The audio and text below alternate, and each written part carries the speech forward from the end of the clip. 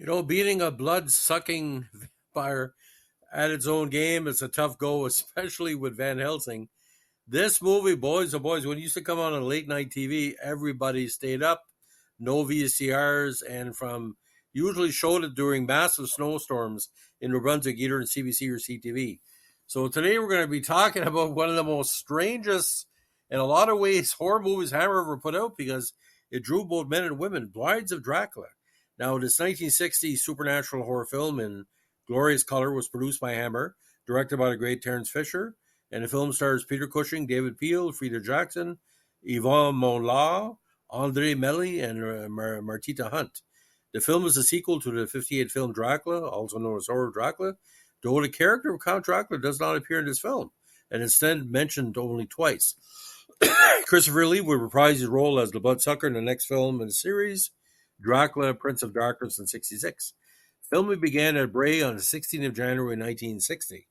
So to put this in perspective, ladies and gentlemen, this came out on 7th July, so it was a quick turnaround. It was developed under the working titles Dracula 2 and Disciple of Dracula. The finished film premiered the Odeon Marble Arch on 6th July 60. It was distributed theatrically in 1960 on a double bill with the bummer movie The Leech Women. Now in this one, en route to taking a position in Transylvania, French school teacher Marianne Danielle is abandoned at the village inn by her coach driver, can never depend on him. Ignoring the warnings of the locals, she accepts the office of Baroness Meinster to spend the night at her castle. The Baroness' son, Baron Meinster, is said to be insane and kept confined. After sneaking into his quarters to meet him, she is shocked to find the Baron chained up to a wall. He says that his mother has usurped his rightful lands and pleads for Marianne's help. She steals the key to his chain from the Baroness' bedroom and frees him. The Baron later kills his mother and drinks her blood. Marianne flees in the night upon seeing this, while the castle servants Greta blames the dead Baroness for having allowed the Baron to be turned into a vampire by Dracula. After chaining the Baron, the Baroness has been luring girls to feed him. Don't know why men are not lured. Could be something to investigate. Despite knowing the evil he intends for the village, Greta remains loyal to the Baron. Now exhausted, Marianne is found by Dr. Van Helsing the following morning and does not remember the previous night. He escorts her to the school where she is to be employed. Van Helsing then reaches the village inn and finds there is a funeral in progress.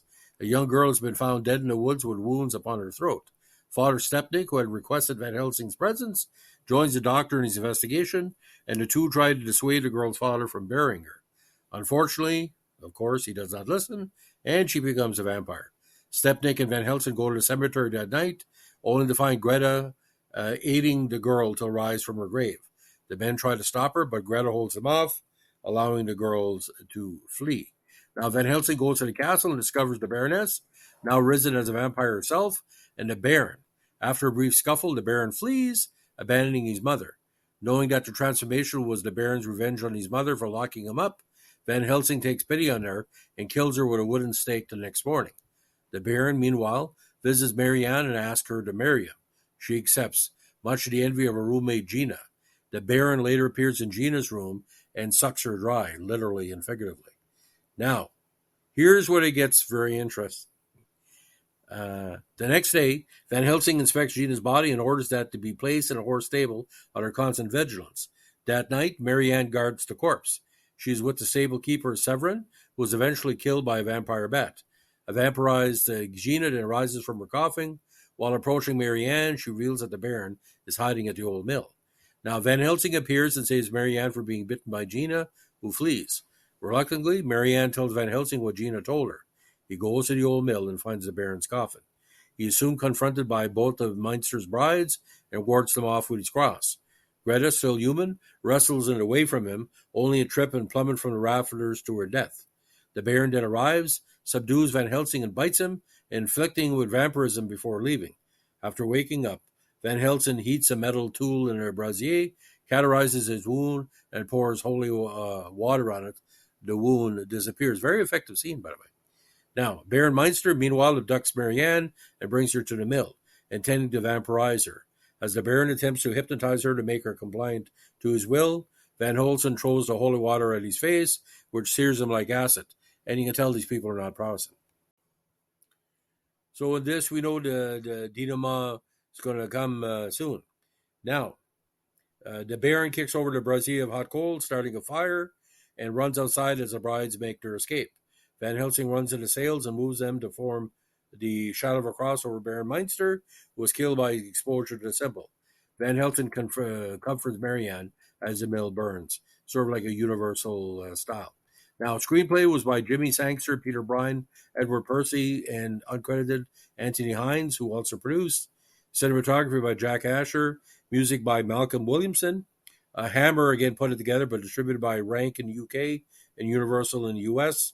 Budget was only £120,000, but a big French admissions 1.266 at the French box office.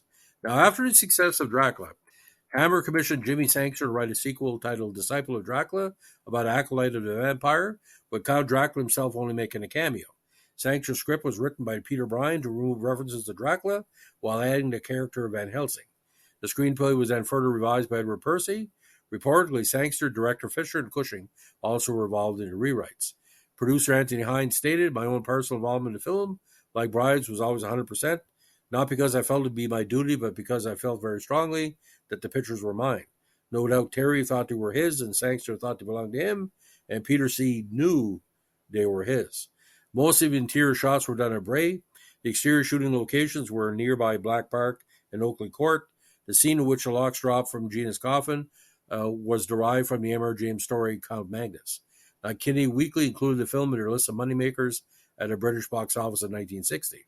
Now, critical reception, the monthly full bulletin of UK wrote, the generally eerie atmosphere of the traditional vampire folklore continues to elude the cinema.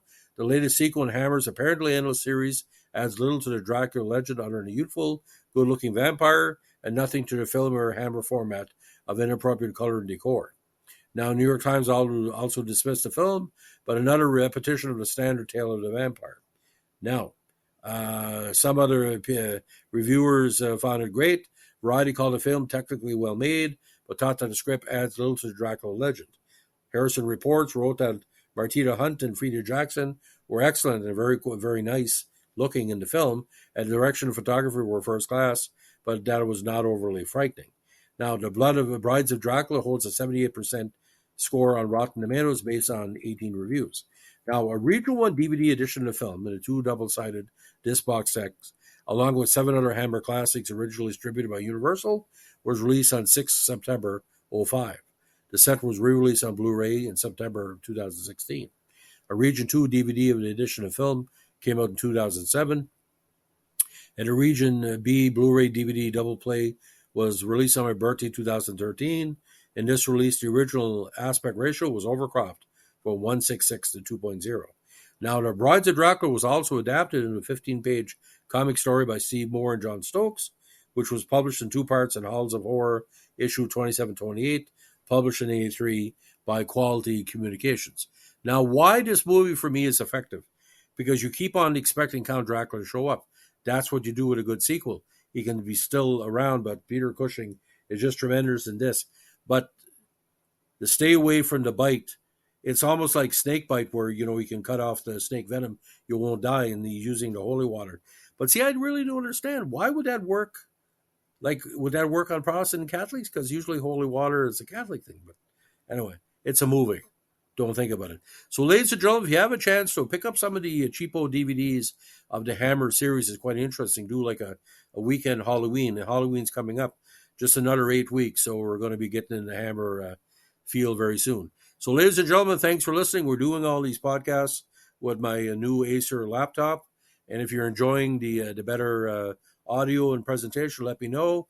And if you didn't like it, just get lost, because I don't need people on this channel getting mad at me because I'm doing podcasts we've never done before. That's kind of bizarre, isn't it?